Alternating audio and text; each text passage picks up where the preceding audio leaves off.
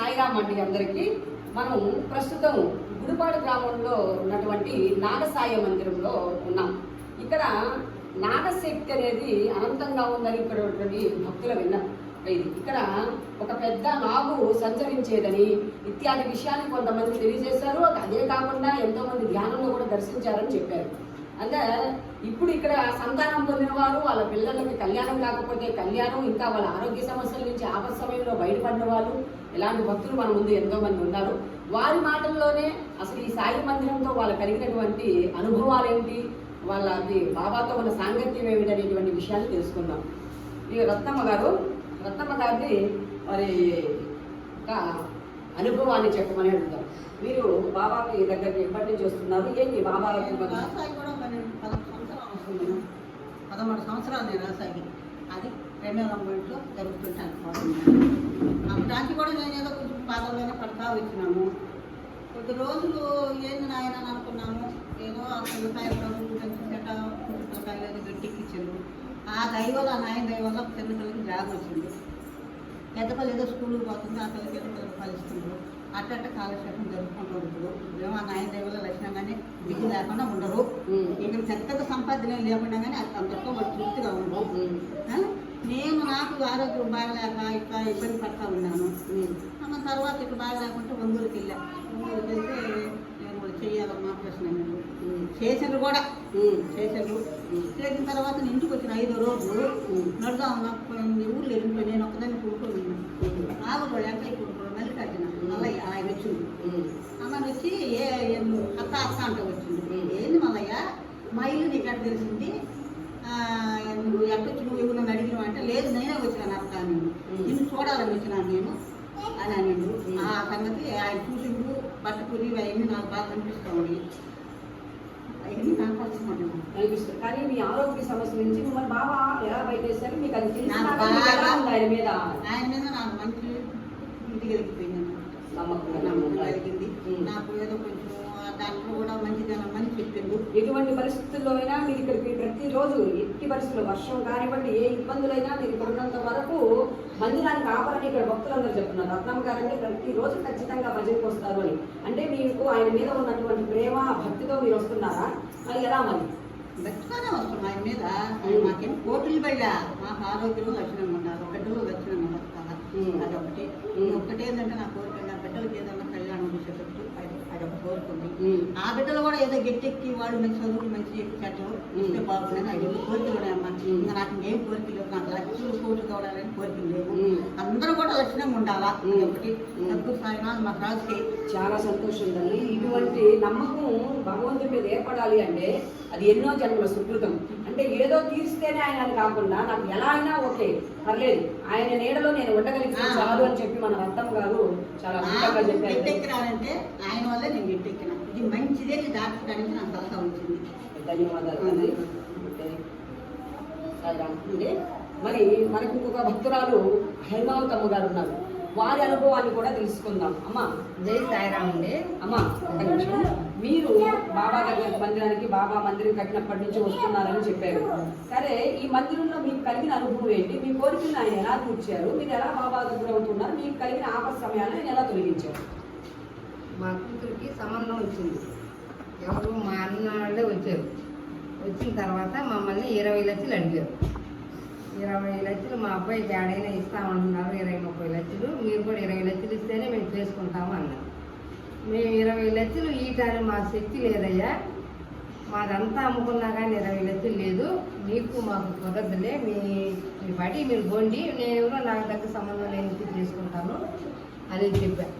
చెప్పిన తర్వాత వాళ్ళు మా ఇంట్లో టిఫిన్ కూడా చేయకుండా వెళ్ళిపోయారు. వెళ్ళిపోయిన తర్వాత ఇంకా ఇరుగమ్మ పొరగమ్మ ఏమంటే వాళ్ళు చేసుకునేదానికి రాలేదు, మేము నెత్తిన మాట వేయటానికి వచ్చారు అని అన్నారు. అన్న తర్వాత ఇంకొంచెం నాకు బాధ కలిగింది. వీళ్ళు రానివాళ్ళు రాకుండా ఉన్నా బాగుండేది, వీళ్ళు ఎందుకు వచ్చి నాకు ఇంత బాధ పెట్టిపోయారు అని చెప్పి నేను ప్రవేశక్క కాడికి వచ్చి బాధపడ్డా. ఏందక్క ఇట్లా మా అన్నోళ్ళు వచ్చి ఇట్లా సంబంధం ఇట్లా అడిగిపోయారు, నాకు ఏం అర్థం కాలేదక్క, నాకు భలే బాధ వేస్తుందని ఏడ్చాను కడిగి. ఏమనిందంటే, నువ్వు బాధపడబాక ఏమవుతుంది, నీకు నేను ఒక పుస్తకం ఇస్తా, అది చేసే పోయి ఆ పాపకి 11 అధ్యాయాలు పూర్తి చేయమను. తర్వాత వాళ్ళే తిరుక్కొని వస్తారు. ఆ బాబా నీ ఎన్నున్నాడు, నువ్వు బాధపడబాకు అన్నది. సరేనక్క అని చెప్పి ఆ పుస్తకం ఎత్తపోయి మా పాపకి ఇచ్చా. ఆ అమ్మాయి కరెక్ట్గా 11 అధ్యాయాలు బాగా బాబా మీద నమ్మకం పెట్టి చదివింది. 11 అధ్యాయాలు ఆ రోజుకి అయిపోయినాయి. మా అన్నోళ్ళు 10 గంటలకు ఫోన్ చేశారు, అమ్మ మేము రేపు పొద్దున ఉదయాన్నే మేము 10 మంది వస్తున్నాము అని. నాకు ఫుల్ జ్వరం తగిలి కొనుక్కోరండ. ఈ జామును ఫోన్ చేశారు, వీళ్ళని వద్దంటే ఏమోని రమ్మంటే ఏమోనని వాళ్ళు చెప్పిన దానికి భూమి కొట్టి గమ్ముగా అయిపోయారు. కానీ నాకు ఆ రోజు చెల్లులో డబ్బులు కూడా లేవు. మా పెద్ద కూతురు వాళ్ళకి ఫోన్ చేయడానికి కూడా ఆ టైం నాకు ఫోన్లో డబ్బులు కూడా లేవు. సరే ఉదయాన్నే మళ్ళీ నేనే మా వదిలికి ఫోన్ చేసి, అమ్మ నీకు నచ్చిన స్వీట్ కానీ అటు కానీ తెచ్చుకో, మా ఊళ్ళో ఏమి దొరకవు, ఒక 3 డజన్లో 4 డజన్లు అరటిపళ్ళు తెచ్చుకో అని చెప్పాను. సరే అక్కడే తెస్తానన్నది. ఆమె ఎత్తుకొని వచ్చారు, వాళ్ళు 20 మంది దాకా వచ్చారు. ఏదో కలిగింది చేసి పెట్టాము, తిన్నారు. ఆ బాబా దయ వల్ల అది ఖాయమైంది, చేసుకున్నాం. జై సాయిరామ్. మీ బాబు కళ్యాణ విషయంలో షిరిడీకి పోయినా నేను. షిరిడీకి పోయి వచ్చిన 3వ రోజు నాకు కాలు గాలింది. అందరూ షిరిడీకి పోయావు, నీకు కాలు గాలింది అని అందరూ అన్నారు.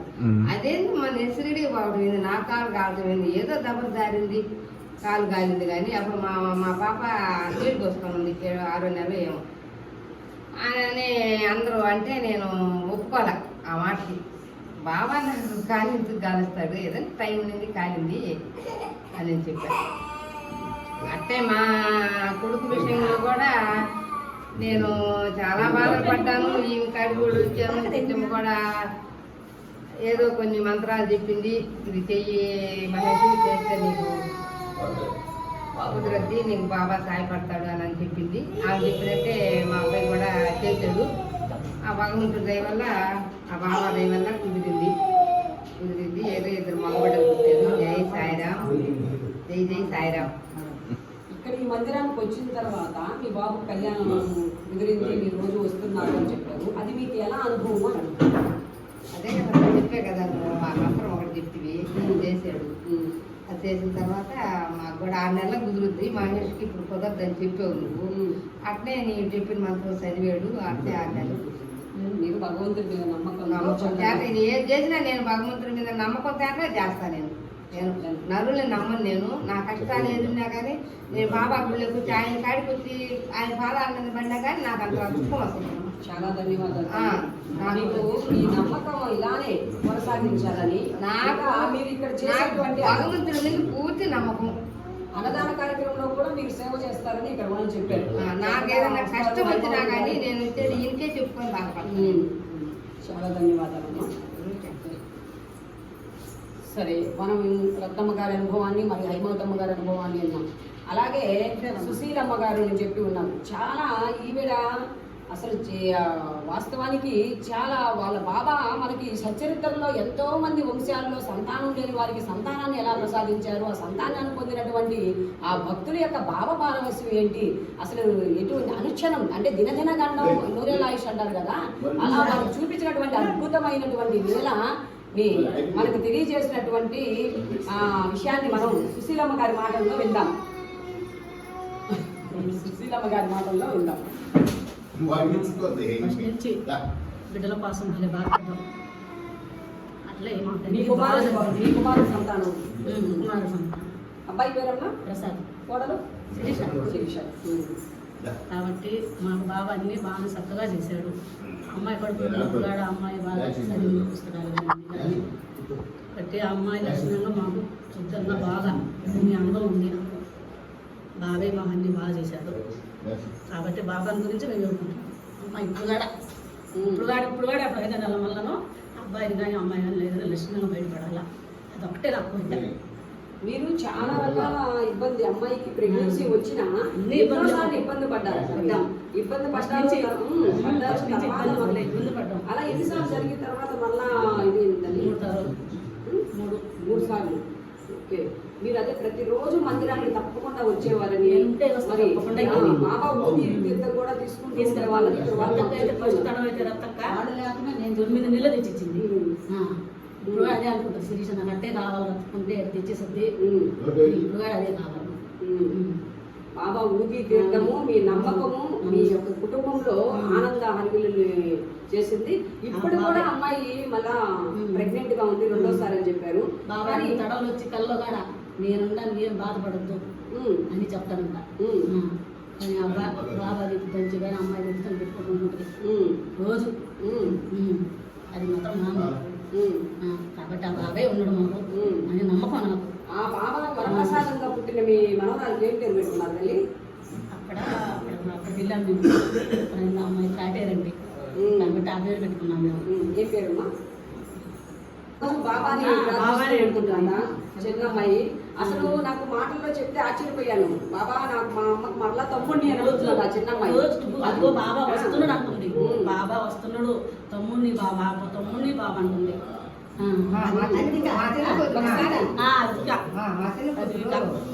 మా చిన్న కూతురు గర్భవతిగా ఉన్నప్పుడు రోజు ప్రతిన్న రోజు మా నాయనాలు వచ్చేది మా వాకిట్లో నిలబడేవాడంట. ప్రతి రోజు జరిగింది. ఇప్పుడు ఆమెను కర్ర పట్టుకొని బోట్ వేసుకుంటా పేద సంస్థ అయిపోయేది. మాకు కొంచెం ఇబ్బంది జరిగింది. 18,000 పెట్టి ఒక సృష్టి చేయించింది. అది బాగా వచ్చింది. బాగా వల్ల తల్లి ఒకసారి రానా నువ్వు? అమ్మో ఈ అమ్మాయి గురించి ఇక్కడ ఉన్నటువంటి ఈ అమ్మాయి అండి బాబా సుశీలమ్మ గారి కుమారుడికి జన్మించిన బాబా వరప్రసాదిని. ఈ అంగా తల్లి అసలు ఇంట్లో వాళ్ళ నిలవనివ్వదట. ప్రతిరోజు రండి గుడికి వెళ్ళాలి చెప్తున్నాచి గుడికి వెళ్ళాలంటుంది. మళ్ళీ ఇంట్లో బాబాను చూపించి ఇంత చిన్న వయసులో మనకు ఏ ఆహార పదార్థం పెట్టినా తీసుకెళ్లి బాబా దగ్గర పెట్టండి చూసిన బాబా దగ్గర పెట్టండి తను తిందట. అంతేకాదు ఇక్కడికి వచ్చిన వాళ్ళని కూడా భక్తుల్ని, మందిరానికి వచ్చిన భక్తులను కూడా అడుగో బాబా జై చెప్పండి, జై చెప్పండి, చెప్పమ్మా జై చెప్పు. రోజు పాదకాలు నెత్తి మీద పెట్టుకొని జై బాబా అంటుంది. ఈ రోజు మళ్ళా వాళ్ళ తల్లిగారికి కూడా తల్లిగారు పట్టిన ఉంటుంది. నాకు తమ్ముడు కావాలి బాబా, తమ్ముడు నువ్వు బాబా అని ప్రార్థిస్తుందంట. అంటే ఆ బాబా నాకు ఈ వృత్తాంతం చెప్పేటప్పుడు నా బాబు మళ్ళా తిరిగి వస్తాడు అని ఒక భక్తుని ఉద్దేశించి బాబా చెప్తారు.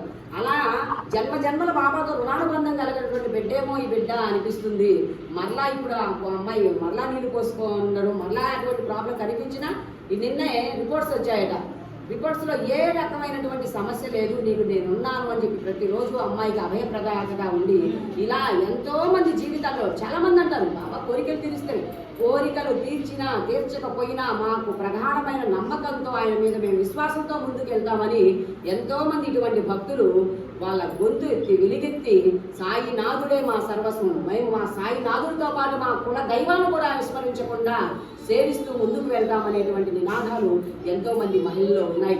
ఇక్కడికి వచ్చి నా 4-5 రోజుల నుంచి నేను ఇక్కడ ఈ ప్రాంతంలో ఉంటే వాళ్ళు చెప్పేటువంటి అనుభవాలు, అనుభూతులు వింటూ ఉంటే అసలు మైమర్చిపోతుందన్నమాట. అంతటి పారవస్యంగా ఉంది.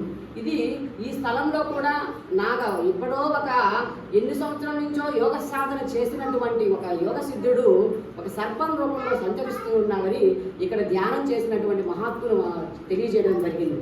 అందుకని ఈ మందిరానికి గుడిపాడు గ్రామంలో ఉన్నటువంటి ఈ మందిరానికి నాగ సాయి ధ్యాన సత్సంగ మందిరం అనేటువంటి పేరు పెట్టుకొని ఇలాంటి భక్తులతో వీళ్ళందరూ ప్రతిరోజు గుడికి వస్తారండి. ఎవరు వచ్చినా ఎవరు రాకపోయినా వాళ్ళు వచ్చి బాబాకి నమస్కారం చేసుకొని వాళ్ళ బాధలను నివేదించుకుంటూ బాబా నుంచి అనుభవాలను పొందుతూ అద్భుతంగా ముందుకు వెళ్తున్నారు. ధన్యవాదాలు తల్లి మీ అందరికీ. జై సాయి.